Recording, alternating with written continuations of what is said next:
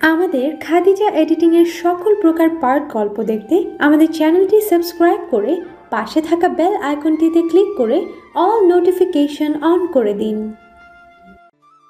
না, রান্না করছিলাম তো তাই।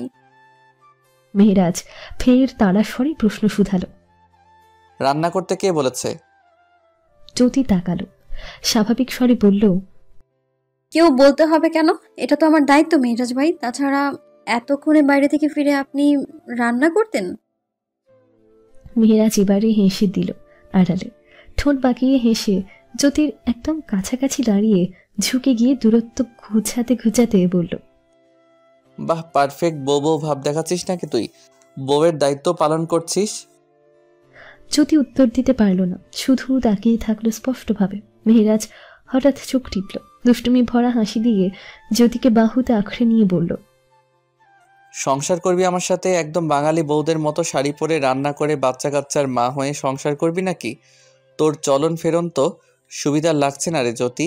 অন্য দৃষ্টিতে দেখছিস নাকি আমায়?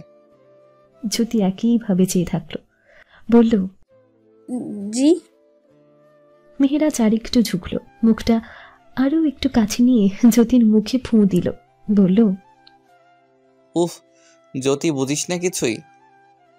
জ্যোতি অবুঝ নই, সবটুকু বুঝেও না বুঝার ভান করে শুকনো ঠকিল। প্রসঙ্গ পাল্টাতে নিজেকে স্বাভাবিক করেই বলে উঠল, আপনার কিছু চাই মেহরাজ ভাই? কফি করে আনবো? না, কফি না। তাহলে? মেহেরাজ ঠোঁট বাঁকিয়ে হাসল, আরো খানিকটা ঝুঁকে জ্যোতির কানের কাছে মুখ নিয়ে ফিসফিসিয়ে শুধালো, এই মুহূর্তে তোকে চাইছি, 10 মিনিট সময় দিচ্ছি। একটা সুন্দর শাড়ি পরে আমার সামনে হাজির হবি। জ্যোতি অস্ফুট স্বরে কথা আসলো। হুম? মেহেরাজ জ্যোতিকে ছেড়ে দিল হঠাৎ, দূরত্ব বজায় রেখে দাঁড়িয়ে থমথমে সুরে বলল, মেজাজ খারাপ হয় না তোর না বোঝার ভান ধরা এই হু শব্দটা শুনলে জ্যোতি? তবে যেটা বলেছি তার অন্যথাই হলে খুব খারাপ হবে, বলে রাখলাম। জ্যোতি মৃদু আওয়াজে বলল, আমি শাড়ি তেমন পরিনি কখনো। সে যে আরমান ভাইয়ের বিয়েতে শাড়ি পরেছিলাম, তাও অন্যরা পরিয়ে দিয়েছিল। ভ্রু নাচিয়ে শুধালো মেহেরাজ। মানে শাড়ি পরতে পারিস না? না। মেহেরাজ শাড়ি পরাতে পারে না, তবুও বাঁকা হেসে উত্তরে বলল, ঠিক আছে, আমি পরিয়ে দিব শাড়ি। কুচি করা হতে কুচি গুজে দেওয়া, আঁচল ঠিক করা, সব করে দিব। চল। জ্যোতির কান হঠাৎ উষ্ণ হয়ে উঠল লজ্জায় অস্বস্তিতে, ইতস্তত স্বরে বলে উঠল দ্রুত, না থাক, আমি পড়তে পারবো মেহরাজ ভাই। মেহেরাজ হাসল, এক হাতে জ্যোতির কোমল গালে হাত রেখে আলতো ছুঁয়ে বলল, খুটকাল, কথাটা একটু আগে বলে দিলেই তো হয়ে যেত, তাই না? জ্যোতি আর কিচ্ছু বলল না, চুপচাপ পা বাড়িয়ে রান্নাঘর ছেড়ে বেরিয়ে যেতে নিতে মেহেরাজ ফের বলে উঠল, শোন, 1 কাপ কফি চাই। শাড়ি পরে আমার জন্য 1 কাপ কফি বানিয়ে রাখবি। আমি বাইরে থেকে আসছি কিছুক্ষণের মাঝে। দরজা বাইরে থেকে লক করে যাচ্ছি। জ্যোতি কিছু বলল না, শুধু হ্যাঁ বোধক মাথা নাড়ালো। মেহেরাজ হাসল কিঞ্চিত, তারপর আপন মনে বেরিয়ে গেল পকেটে হাত গুছে হাঁটতে হাঁটতে। মেহেরাজের হাতে লাল টকটকে গোলাপ গুচ্ছ, কাছাকাছি ফুলের দোকানে এই গোলাপের গুছই পাওয়া গেল। তা নিয়ে দ্রুত বাসায় ফিরে এলো। একবার রুমে গিয়ে ঘুরপাক খেয়ে কোথাও জ্যোতিকে না দেখতে পেয়ে ভ্রু কুচকাল। দুপা বাড়িয়ে এবার রান্নাঘরের সম্মুখে দাঁড়ালো। মুহূর্তেই চোখে পড়ল কৃষ্ণবর্ণীয় জ্যোতির শাড়ি পরিহিত রূপ। লাল টকটকে শাড়িতে সত্যি অপূর্ব বোধ হলো, যেন রাঙা ঘরণী তার। আঁচলের একখানা কোমরে গুজে আছে সে, চুলগুলো খোপা করা। চুলায় অত্যন্ত মনোযোগ সহকারে কোনো কিছু করতে ব্যস্ত সে। মেহেরাজ মনে মনে হাসল কিঞ্চিত, অপলক তাকিয়ে থেকেই পা বাড়ালো ধীরে ধীরে। তারপর একদম জ্যোতির পেছনে গিয়ে দাঁড়াতেই নিজের পুরুষালী বুকটা গিয়ে ঠেকল জ্যোতির পিঠ। সঙ্গে সঙ্গে মেহেরাজ তার বলিষ্ঠ হাত জোড়া বাড়িয়ে ঝরিয়ে নিল সম্মুখে রমণীর শরীর। শাড়ির আড়ালে ডান হাতটা আঁকড়ে ধরল জ্যোতির মসৃণ পেটের একাংশ। গভীরভাবে পুরো ঠোঁটের উষ্ণ ছোঁয়া আঁকল জ্যোতির ঘাড়ে। ফলস্বরূপ অদৃশ্য কম্পনে কেঁপে কেঁপে উঠল জ্যোতির শরীর। চুলায় বসানো কফিটা মগে ঢালতে গিয়েও পারল না সে। অস্ফুট স্বরে বলল, মেহেরাজ ভাই। মেহেরাছে কাপা স্বরকে পাত্তা দিল না। ঠোঁট পাকিয়ে হেসে ঠোঁট জোড়া একইভাবে জ্যোতির ঘাড়ে ছুঁয়ে স্বাভাবিকভাবে বলল, শুনছি, বলতে পারিস। কাজ করছি মেহেরাজ ভাই। মেহেরাজ এবারে আমলে নিল না, ডোন্ট কেয়ার ভাব নিয়ে শুধালো, হ্যাঁ তো আমি কি অকাজ করছি এখানে? জ্যোতি অস্বস্তিতে জড়ো হয়ে চুপ থাকলো কিয়ৎক্ষণ। জোরে জোরে বার কয়েক শ্বাস টেনে পর মুহূর্তে বলল, কফি বানাচ্ছি, ছেড়ে দিন, অস্বস্তি হচ্ছে। মেহেরাজ তেরা সুরে উত্তর দিল, হোক, অস্বস্তি ছাড়বো না। জ্যোতি অসহায়ের মতো দাঁড়িয়ে থাকলো। অস্বস্তিতে পায়ের নখ দিয়ে ফ্লোরটা ঘষে যাচ্ছে প্রতিনিয়ত। পর মুহূর্তে বুদ্ধি খাটিয়ে বলল, আপনার না কফি চাই? মেহেরাজ পাকা হাসলো, পিচিল আর নিশালো কণ্ঠে শুধালো, এখন অন্য কিছু চাই। কি? মেহেরাজ এবারে চুপ হয়ে গেল। মনে মনে কেবল হাসলো। কি চাই তা মুখে বললে সুমুখ নারীটা কিভাবে নেবে? লজ্জায় খুখড়ে মরবে, নাকি অস্বস্তির চরম শীর্ষে পৌঁছিয়ে মুখ নত করবে? ভেবেই উত্তরটা আড়াল করল। জ্যোতি ফের আবার বলল, খিদে পেয়েছে, খাবার বাড়বো মেহেরাজ ভাই?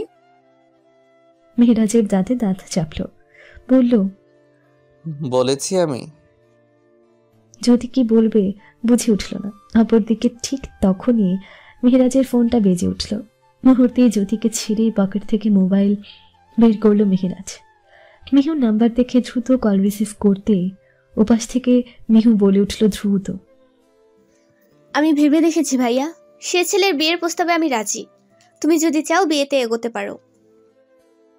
মেহেরাজ মিহুর সাথে কথা বলার জন্যই পা বাড়িয়ে বাইরে গেল। জ্যোতি সেদিক পানে তাকিয়ে ছোট শ্বাস টানল। কফির মগে মেহেরাজের জন্য কফিটুকু ঢেলে নিয়ে মৃদু পায়ে পা বাড়ালো। মেহেরাজ রুমে আছে এমনটা ভেবে নিয়েই রুমে গেল, কিন্তু রুমে দেখতে পেল না। রুজুরা কুচকে আয়নায় নিজেকে শাড়িতে এক নজর চাইল।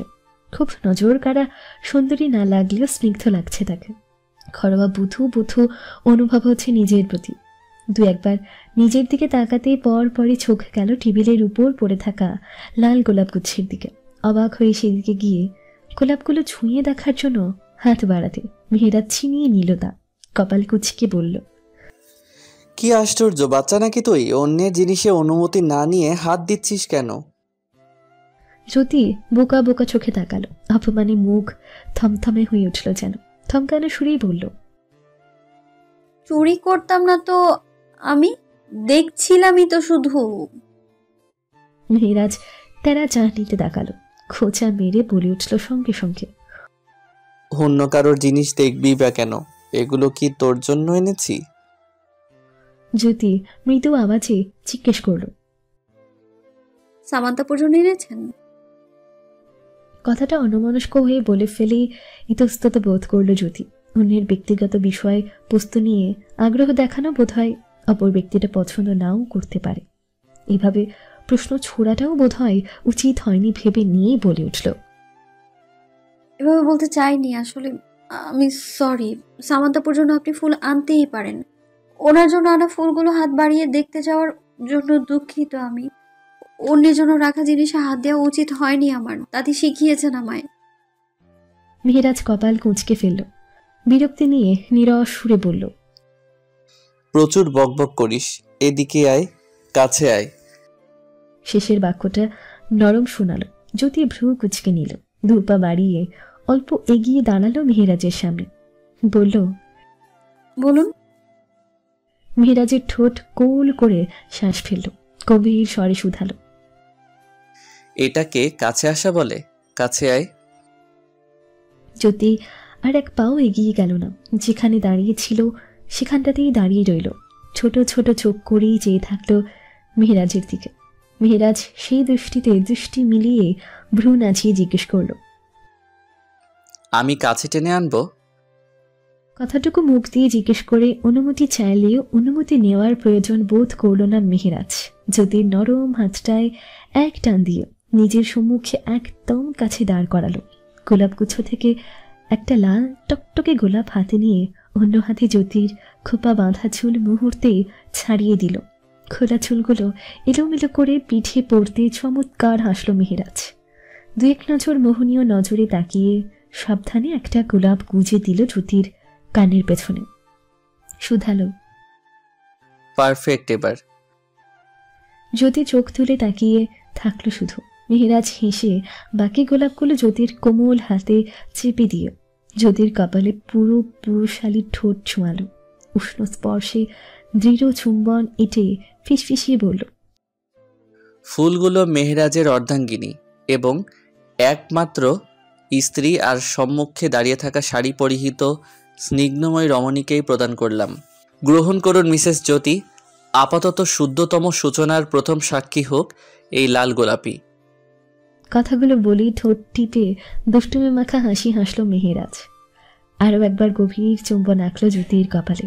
পর মুহূর্তে মুখ সরিয়ে জ্যোতির দিকে একটু ঝুঁকে ঠোঁট গোল করে ফুঁ দিল তার মুখে। মুহূর্তে জ্যোতির কপালে পড়া ছোট ছোট চুলগুলো নড়ে উঠল। জ্যোতি জিহ্বা দিয়ে ঠোঁট ফেঁচালো। আকস্মিক জিজ্ঞেস করল, ফুলগুলো সামান্তাপুর জন্যই যদি আনেন তাহলে আমায় দেওয়ার মানে কি মেহেরাজ ভাই? হাত বাড়িয়ে দেখছিলামই তো, জাস্ট নিয়ে নেওয়ার ইচ্ছা ছিল না আমার। মেহেরাজ দাঁতে দাঁত চাপল, তীক্ষ্ণ চাহনি ফেলে বলল, সুন্দর মন চটিয়ে দিবি না এই মুহূর্তে। তুই আস্ত একটা বোকা জ্যোতি, তোকে আমি এতটাও বুদ্ধিহীন ভাবতাম না। জ্যোতি সহসা প্রশ্ন ছুড়ল, কেন? মেহেরাজ হতাশ হলো। ইচ্ছে হলে সম্মুখে থাকা মেয়েটাকে এক চড় দিয়ে সব দাঁত ফেলে দিত। এই বাসায় সে ব্যতীত অন্য কোনো মেয়ে আছে, তাহলে এই বাসায় আর কার জন্য আনবে ফুল? এটুকু বোঝারও ক্ষমতা নেই। গর্ধব একটা। সামান্তা থাকে দূর শহরে। দূর শহরের সামান্তার জন্য এই সতেজ ফুল কিনে সে কি বাসি ফুল নিয়ে যাবে? তাতে দাঁত চেপে পুনরায় শুধালো, এই বাসায় আমি আর তুই ব্যতীত কেউ আছে? সামান্তা আছে এখানে। সামান্তাকে অন্য শহরে গিয়ে ফুল না কিনে দিয়ে এখান থেকে বাসি পচা ফুল নিয়ে যাব আমি? কি পরিমাণ গর্ধব তুই! জ্যোতি শুকনো ঢুকিল। ফুলগুলো তার জন্য? সত্যিই তার জন্য? মন মস্তিষ্কে ঝঙ্কার উঠল। এক পলকে মেহেরাজের দিকে তাকিয়েই থাকতে মেহেরাজ তার হাতে হাত রাখল। দৃঢ়ভাবে কোমল হাত জোড়া আঁকড়ে ধরে শান্ত শীতল গলায় শুধালো, সাথে আয়। জ্যোতি পা বাড়িয়ে মেহেরাজের সাথে বেলকানিতে গেল। এক কোণে বসতে মেহেরাজ আলতো স্বরে বলল, আমায় কতটুকু ভালোবাসিস জ্যোতি? জ্যোতি অবাক হলো। এই প্রশ্নের বিনিময়ে কি উত্তর দেবে? কতটুকু ভালোবাসে সে? জ্যোতি উত্তর দিল না। চুপ হয়ে বসে থাকতে মেহেরাজ হাত নাড়ালো। পুনরায় শান্ত গলায় শুধালো, সংকোচ হচ্ছে নাকি সংশয়? সংশয় সংকোচ পাশে রেখেই বলে ফেল। জ্যোতি এবারেও কোনো উত্তর দিল না। মেহেরাজ শ্বাস টানল এবারে। কোমল হাত জোড়া আর একটু দৃঢ়ভাবে নিজের হাতের মুঠোয় নিয়ে বলল, ওকে ফাইন, বলতে হবে না, আমি জানি সবটুকু। এবার তোর জানার সময় সবটুকু। জ্যোতি এতক্ষণে ঠোঁট নাড়ালো, শুধালো, মানে? মেহেরাজ ঠোঁট বাঁকিয়ে হাসল কেবল। ভ্রু নাচিয়ে বলে উঠল, প্রথমে সামান্তার বিষয়টা বলি। সামান্তার বর্তমানে একজন প্রেমিক আছে, জ্যোতি। আমার জীবনে প্রথম নারী সে। এমনটা নয় যে আমার মন থেকে তার সব কিছুই মুছে গেছে। আমি আজও তাকে আমার জীবনের প্রথম নারী বলেই সম্বোধন করি। তবে এমনটাও নয় যে আমি তার মাঝেই আটকে আছি। তাকে ভালোবেসেছিলাম বলেই হয়তো পুরোপুরি মুছে ফেলিনি আমি। আমি তাকে সম্পর্ক থাকাকালীন যতটুকু সম্মান দিয়েছি এখনও ততটুকুই সম্মান দিই। সামান্তা সবসময় ছিল অনেকটা ইম্যাচিউরড, অনেকটা তোর বিপরীত চরিত্র ওর। এই কারণেই মানিয়ে নিতে কষ্ট হয়েছে। ওকে ওর মামার বাসায় পাঠানোর পরও পাগলামো কমল না। বাসায় ফিরে ফের একই পাগলামি করছিল ও। এদিকে আমার দ্বারাও সম্ভব ছিল না তার সাথে দ্বিতীয়বার জড়ানো, বলা যায় পরকীয়ায় জড়ানো। ঘরে স্ত্রী রেখে অন্য একজনের সাথে সম্পর্ক চালিয়ে যাব কাপুরুষের মতো তেমন সাহস কিংবা রুচি কোনোটাই আমার ছিল না। তুই বাসা ছেড়ে চট্টগ্রাম আসার পূর্বে ছাদে আমাকে আর সামান্তাকে যখন হাত ছুঁয়ে কথা বলতে দেখেছিস, সেটাতে সত্যি কোনো প্রেমের ইঙ্গিত ছিল না। তার প্রতি আমার প্রেমের ইতি ঘটেছে। মনের কোণে অজান্তেই নতুন এক অদৃশ্য অনুভূতি জন্ম নিচ্ছিল। সেদিন আমি শুধু ওকে বাস্তবটা বোঝাতে চেয়েছিলাম ও যেভাবে আবার ফিরে আসতে চাইছে তা সম্ভব নয়, কোনোভাবেই সম্ভব নয়। এটা শুধু সেদিনই নয়, আমি বহুবার ওকে তোদের আড়ালে বুঝিয়েছি। তাই বলে ভেবে নিবি না আমি তার সাথে প্রেম বিনিময় করেছি তোদের আড়ালে। জ্যোতি ফিরে চাইল।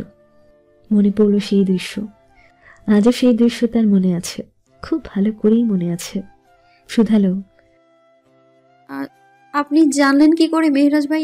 আমি তো সেই দিন নিঃশব্দে ছাদ থেকে নেমে এসেছিলাম। মেহেরাজ বাঁকা হাসলো, পা বাড়িয়ে রুমে গিয়ে ফিরে এলো একটা ডায়েরি নিয়ে। জ্যোতির দিকে এগিয়ে দিয়ে বলে উঠল গম্ভীর স্বরে, ডায়েরিটা ভুলবশতই বোধহয় ফেলে এসেছিস। পেয়েছিলাম তোর ঘরের টেবিলের নিচে। এটা তোকেই ফেরত দিচ্ছি। অন্যের জিনিস বেশি দিন বয়ে বেড়াতে দম বন্ধ লাগে আমার। অন্যের জিনিসে অনুমতি ছাড়াই হাত দিয়েছেন, পড়েও নিয়েছেন, আর বয়ে বেড়াতেই দম বন্ধ লাগলো। মেহেরাজ তীক্ষ্ণ চাহনিতে চাইল, দাঁতে দাঁত চেপে বিরক্তির সহিত বলে উঠল, পুরো ডায়েরি জুড়ে তো আমার দায়িত্ব নিয়েই লিখে গিয়েছিস। জীবনে প্রেম ভালোবাসা সম্বন্ধে কিছু জেনেছিস নাকি বুঝেছিস? গর্ধব। আবার প্রথম ডায়েরিতে কিশোরী বয়সের সকল আবেগ অনুভূতি ঢেলে দিয়েছিল। কিছু না বুঝে না জেনেই কিশোরী বয়সেই ভালোবেসে ফেললো নাকি আমায়? জ্যোতি উত্তর দিল না, থম মেরে বসে থাকলো। মেহেরাজ ফের গম্ভীর কণ্ঠে বলে উঠল, বলেছিলাম না ভালোবাসা মানে জ্বলন্ত অগ্নিতে দগ্ধ হওয়া।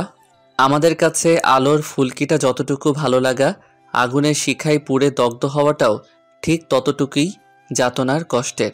আর সে কষ্টটুকুকেই বলা হয় ভালোবাসা। জ্যোতি, ভালোবাসলে অপরজনের সুখ ভাগ করার আগে আমরা কষ্ট ভাগ করে নিতে চাই, কষ্ট লোপের সমগ্র চেষ্টা চালিয়ে যাই। সদা সর্বদা আমরা তাকে উজ্জ্বল আলোর ফুলকির ন্যায় দেখতে চাই, হাস্যোজ্জ্বল। তোর কিশোরী বয়সের সে ডায়েরি পড়ে আমি সমগ্রটুকুই তখন ধরে নিয়েছিলাম তোর আবেগ, তোর কিশোরী বয়সের নড়বড়ে অনুভূতি ভেবেছিলাম, তাই পরীক্ষা করছিলাম আসলেই ভালোবাসা কিনা। কারণ মস্তিষ্ক এগুলোকে আবেগ বলে ধরে নিলেও তোর এই সুন্দর সুমধুর অনুভূতিগুলোতে আমার মন কোনোভাবেই আবেগ হিসেবে ধরে নিতে পারছিল না। আর মন মস্তিষ্কের যুদ্ধে আমি এক অদ্ভুত কাজ করলাম। তোর লেখাগুলোকে আমি আগুনে দগ্ধ হওয়া আর আগুনের ফুলকির উজ্জ্বলতার সাথে তুলনা করেই পুকুর পাড়ে একটা কাচের টুকরোতে হাঁটার শাস্তি দিলাম ভালোবাসা প্রমাণের স্বার্থে। আশ্চর্যজনকভাবে তুই আগুনে দগ্ধ হওয়াটা বেছে নিলি রক্তাক্ত ক্ষত বিক্ষত হওয়া পরিস্থিতি। ভেবেছিলাম শেষ মুহূর্তে হলেও তুই মত বদলাবি, ক্ষত বিক্ষত তীক্ষ্ণ ব্যথা ছেড়ে ফুপিয়ে কেঁদে বলে উঠবি আমাকে নিয়ে লেখা সব কিছুই তোর মাথার ঝোঁক। অথচ তুই তেমন কিছুই করলি না। তোর এই ডায়েরিতে এর জন্য আমার উপর তীব্র ঘৃণা ও পোষণ করেছিস। আমি তাতে অসন্তুষ্ট নই, ঘৃণা করাই যায়, তবে এটুকু শুধুমাত্র তোর নিজের স্বার্থেই করেছিলাম। আমি বোঝাতে চেয়েছিলাম ভালোবাসা কি, ভেবেছিলাম ভালোবাসা কি তা বুঝতে পেরেই তুই ঝরে পড়বি এই ভালোবাসা থেকে। কিন্তু ওইটুকু বয়সে ও তুই দৃঢ় থাকলি জ্যোতি। জ্যোতি হাসলো, বলল, আমি অত সহজে কোনো কিছু থেকে ঝরে পড়তে পারি না মেহরাজ ভাই।